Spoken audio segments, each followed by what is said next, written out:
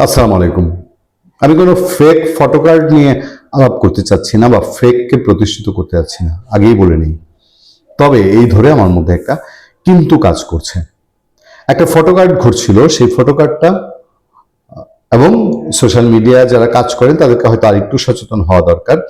আমি গতকাল রাতে যদি ওই ফটোকার্ড ধরে আলোচনা করে ফেলতাম তাহলে আমিও বিভ্রান্তিতে পড়তাম। আমার কাছে খটকা লেগেছিল ফটোকার্ডটির ভাষা, কিন্তু আমি দেখলাম যে ভয়েস বাংলা আমাদের সিনিয়র সাংবাদিক মোস্তাফিজের এখানে এই ফটোকার্ডটি কোনোরকম মানে কিন্তু ছাড়াই এটি প্রকাশ করা হয়েছে। কিন্তু ওইটি দেখার পরে আমার খটকা লেগেছিল, যেখানে বলা হচ্ছিল যে গণভোট নিয়ে মাতামাতি করলে আমরা পুলিশ হত্যার বিচারের পথে যাব।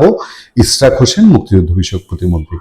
আমি আওয়ামী লীগ সরকারের সময়, ইউনূস সরকারের সময় ইশরাক হোসেনের বহু তাকে অ্যাপ্রিসিয়েট করে কন্টেন্ট করেছি, আমার বলতে দ্বিধা নেই। ইশরাক হোসেনের মুখ দিয়ে এরকম কথা এসছে, আমার কাছে শুনতে খটকা লাগছিল। পরবর্তীতে আমি যাচাই বাছাই করতে গিয়ে এবং নানান দিকে চোখ রাখতে গিয়ে আমার কাছে যখন খবরটি সামনে আসলো, সত্যিকার খবরটি আমি জানলাম। কিন্তু আমার এটা নিয়ে আলোচনা করার একটা কারণ আছে, সেই কারণটা আপনারা একটু শুনবেন। পরে পত্রিকা থেকে আমি জানলাম যে গণভোট নিয়ে মাতামাতি করলে পুলিশ হত্যার বিচারের পথে যাব। ইশরাকের নামে ছড়ানো এই কার্ডটি ভুয়া। যে প্রতিমন্ত্রী ইশরাক হোসেন এমন মন্তব্য করেছেন দাবিতে একটি ফটোকার্ড সামাজিক যোগাযোগ মাধ্যমে ছড়িয়ে পড়েছে। বিভিন্ন অ্যাকাউন্ট থেকে শেয়ার করা পোস্টে দাবি করা হচ্ছে মুক্তিযুদ্ধ বিষয়ক মন্ত্রণালয়ের অধীনে মুক্তিযুদ্ধ বিষয়ক মন্ত্রণালয়ের প্রতিমন্ত্রী ইশরাক হোসেন এই মন্তব্য করেছেন। আমি যা বলছিলাম যে ভয়েস বাংলা নামের একটি ফেসবুক পেজ মোস্তাফিজের, তার থেকে 16 মার্চ দিবাগত রাত 2টার দিকে আলোচিত দাবিতে একটি ফটোকার্ড পোস্ট করা হয়। পোস্টটিতে আজ দুপুর 12টা পর্যন্ত প্রায় 54,000 রিয়েকশন পড়েছে।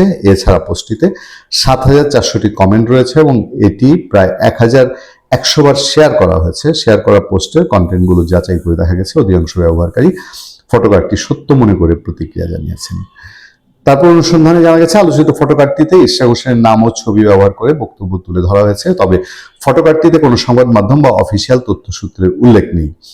আলোচিত দাবিতে কোনো গণমাধ্যমের প্রতিবেদন খুঁজে পাওয়া যায়নি। এছাড়া ফটোকার্ডের সূত্র হিসাবে ফেসবুক পোস্টের কথা বলা হলেও ইশরাক হোসেনের ভেরিফাইড সোশ্যাল মিডিয়া অ্যাকাউন্ট বা ঘনিষ্ঠ কোনো ব্যক্তিদের সামাজিক যোগাযোগ মাধ্যম অ্যাকাউন্টেও এ ধরনের মন্তব্যের কোনো প্রমাণ পাওয়া যায়নি।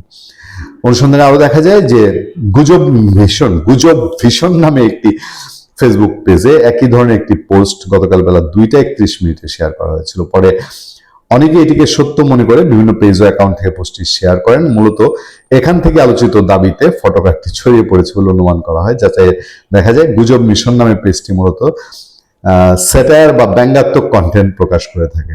গণভোট নিয়ে ইশরাক হোসেনের নামে প্রচারিত বক্তব্যটি তার নয়, এটি একটি স্যাটায়ার পেজ থেকে খুবই তৈরি ভুয়া ফটোকার্ড অনেকেই শেয়ার করেছেন।